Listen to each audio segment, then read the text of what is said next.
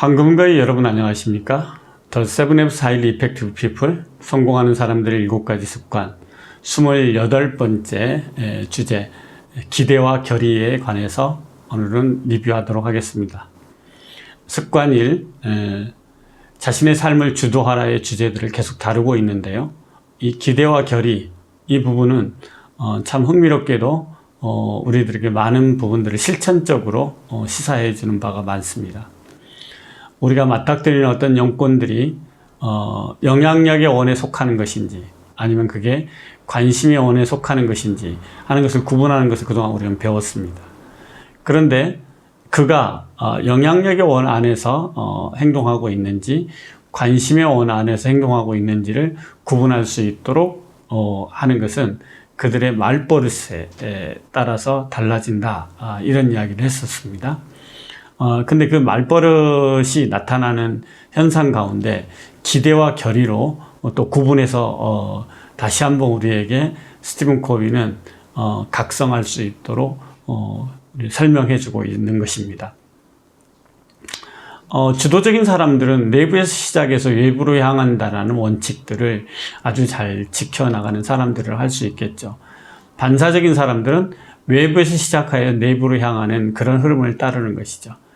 그럼으로써 결국 외부 상황, 타인과 상황과 조건에 자기 삶이 위축되고 통제당하는 결과를 빚게 되는 것이죠. 그래서 이런 반사적인 사람들은 기대 섞인 말들을 참 많이 합니다. 예를 들어서 집을 구입하기 위해 빌린 돈을 모두 갚을 수 있으면 좋을 텐데, 기대이죠, 기대. 만약 이런 말들을 결의로 바꾼다라면은 부채가 있는데 그 부채를 몇 년 안에 또는 2년 안에 갚겠다, 갚을 수 있도록 또 수익을 창출하겠다, 이런 결의를 다질 수 있겠죠.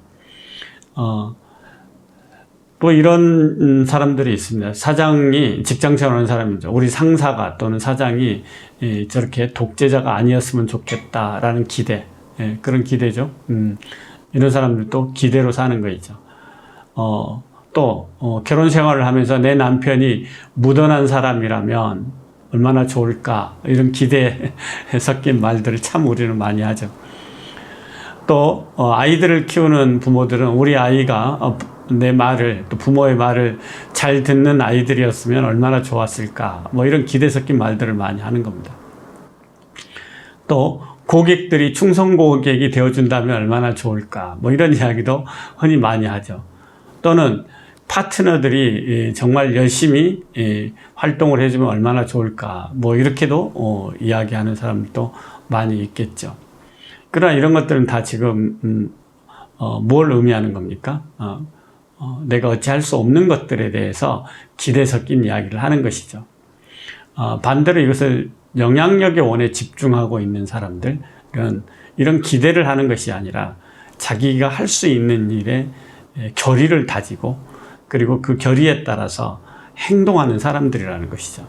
바로 이런 사람들이 자신의 내면에서 시작해서 외부로 향한다는 그런 세븐 앱스의 기본 원칙에 따르는 사람들이다, 이렇게 말할 수 있겠습니다. 그래서 이런 결의를 다지는 사람들의 언어에는 이런 것들이 있죠.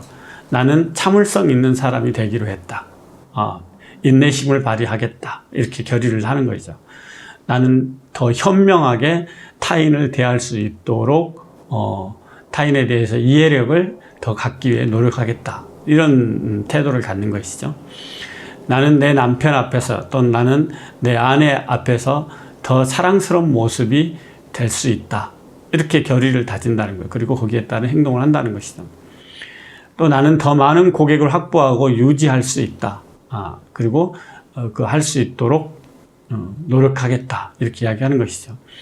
또 나는 파트너들을 위해 가장 모범적인 모델이 되겠다 해서 가장 열정적으로, 그 다음에 가장 시간을 주도적으로 고객들과 관계를 넓혀나가고 파트너들과 관계를 넓혀나가는데, 이해를 넓혀가는데 집중하는 사람들, 이런 사람들이 바로 주도적인 사람, 내부에서 시작해서 외부로 향하는 사람들이다. 이렇게 이야기할 수 있겠죠. 우리는 정말로 기대를 참 많이 합니다. 근데 그 기대에 따라서 행동하지 않는다면 그 기대는 사실은 내 삶의 주도권을 타인과 또는 상황과 조건에 넘겨준 꼴이다. 이렇게 이야기를 할 수 있습니다. 스티븐 코비는 이런 이 책에서 성서에 나오는 애굽의 총리가 된 요셉의 이야기를 들어서 이 영향력의 원에서 활동했고 주도적으로 활동해서 결의를 다지고 자신의 삶을 역전시킨 사례로서 애굽의 총리가 된 요셉을 이야기를 합니다.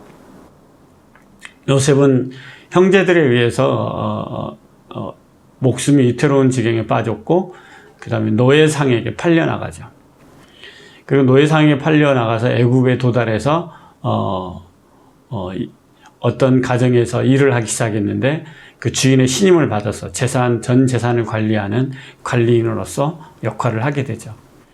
그러나 그 주인집 아내의 유혹에 불의의 제안에 어떻게 보면 악마적인 그런 제안에 거절하고 그 거절을 인해서 모함을 당해서 감옥에 갇히게 되죠.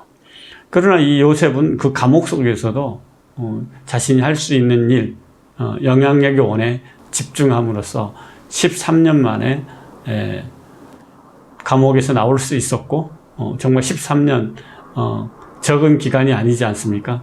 그럼에도 불구하고 그 13년 동안 결의를 다졌고 영향력의 원에서 그 안에서 자신이 할 수 있는 일에 집중하고 있었다는 겁니다.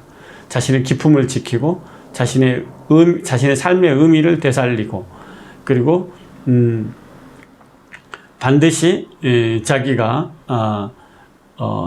속한 그 지금 이 순간에 가치 있는 인간으로서의 삶을 포기하지 않았던 것이죠. 그 결과 13년 후에 애국의 총리가 되어서 자기 자신의 부모와 형제들 다 구원하게 되는 그런 이야기를 스티븐 코비는 이 책에서 성공하는 사람들 7가지 책에 이 내용을 사례로 들어놓고 있습니다. 정말로 진정으로 어떤 상황이 개선되기를 원한다면은 내가 통제할 수 있는 단 한 가지, 즉 자신의 초점을 맞추고 노력해야 된다는 사실을 우리는 요셉의 이야기를 통해서 우리에게 알려줍니다. 타인, 그러니까 아내나 고객 또는 직원을 개조시키려는 노력을 중단하고 나 자신을 먼저 개조시키려는 노력을 해야 한다는 사실을 알려주기 위해서 기대와 결의의 편을 특별하게 따로 스티븐 코비는 우리에게 이야기해주고 있습니다. 그래서 내 자신을 개조시키는 일이 그러면 어떤 일이냐? 더 나은 경청자가 되는 일, 더 나은 경청자가 되는 일, 보다 더 사랑하는 배우자가 되는 일, 보다 더 배우자를 사랑하는 사람이 되는 일이죠.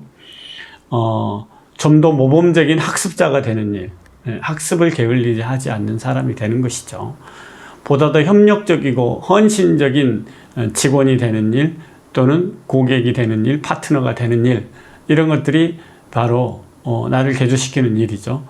또 보다 더 주도적으로 행복을 느끼는 일. 스티븐 코비는 여기서 그런 얘기를 합니다. 행복해지는 것과 불행해지는 것도 다 자신의 선택에 관한 문제이고, 그러므로 주도적으로, 적극적으로 행복을 선택하려고 애써야 된다. 이런 이야기를 합니다. 행복도 불행도 선택이므로 주도적으로 행복을 선택하라는 것이죠. 애국의 총리가 된 요셉의 이야기도 있습니다만은 우리는 그 다산 정약용 선생님 이야기를 저는 잠깐 여기서 사례로 들까 합니다.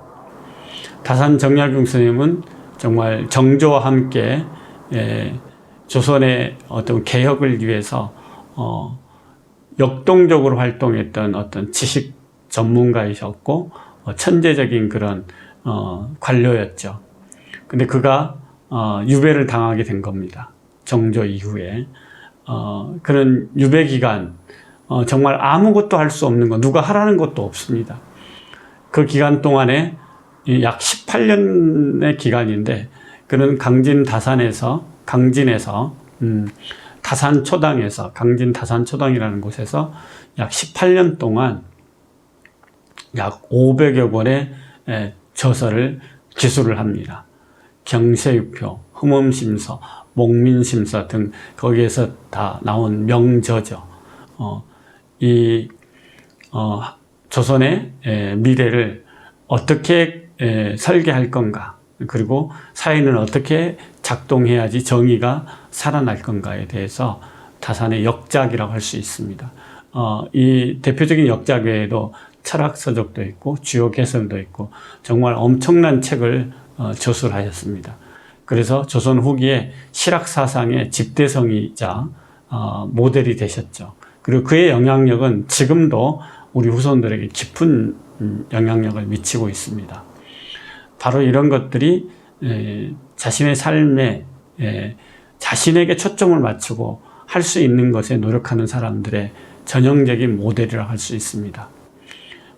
지금 팬데믹 시대, 뉴노멀 시대, 황금거의 여러분, 우리가 할 수 있는 일, 내 삶의 의미, 내 삶의 청사진을 명료하게 상상하고 거기에 합당한 사람이 되기 위해서 내 자신을 개조시키는 일에 게을리하지 않는다라면은 이 어려운 시기를 돌파하는데 힘이 되고 방향이 되고 또다시 영향력이 커지는 그런 황금거의 여러분이 되시길 바랍니다.